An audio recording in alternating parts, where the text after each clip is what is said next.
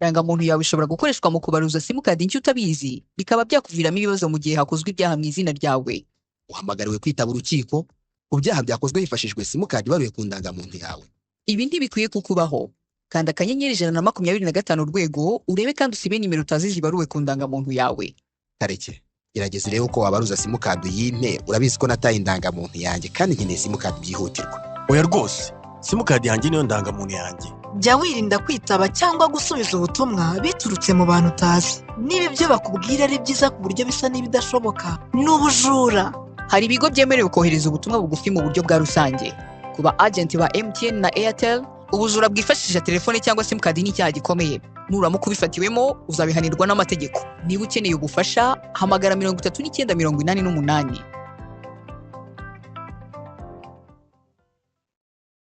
Muraho inshuti za Tohoza Inoti, YouTube channel ibagezaho amakuru afite akamaro. Nizere ko mufite impagarike n'ubugingo.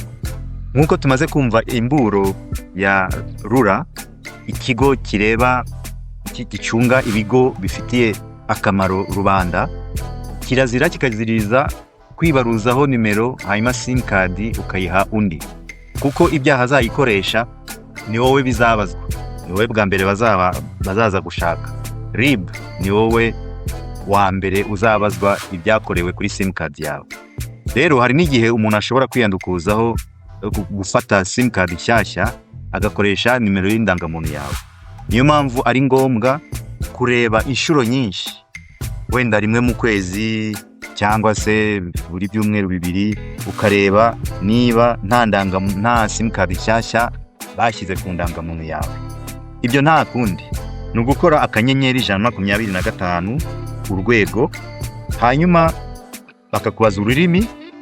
Icyo gihe nimba ari Ikinyarwanda ni 1, niba ari Icyongereza ni 2.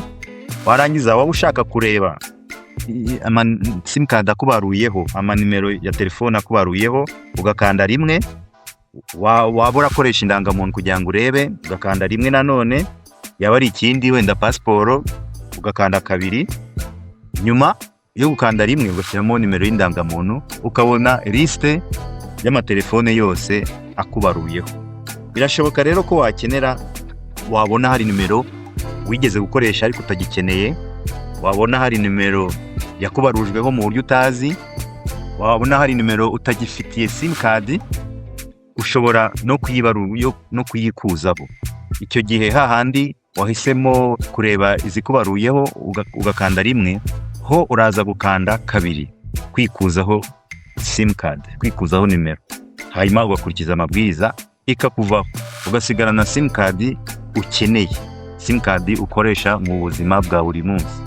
Rero niba RURA yatuburiye, ugahasigaye na RIB uzafata abazarenga kuri ayo mabwiriza. Banavuze ko n'aba agents ba MTN ba Airtel bakoresha ububasha bafite mu gutuma bene ubwo bujura bukorerwa ku koranabuhanga buba, ko nabo baburiwe, ko nabo akabo kageze. Ubwo rero murakoze kuba mwadukurikiye, nizere ko mwumvishe neza amabwiriza ya RURA. Niba mwasanze bifite akamaro, mukore subscribe, share, munasangize iyi video. Murakoze, murabeho. Bye bye.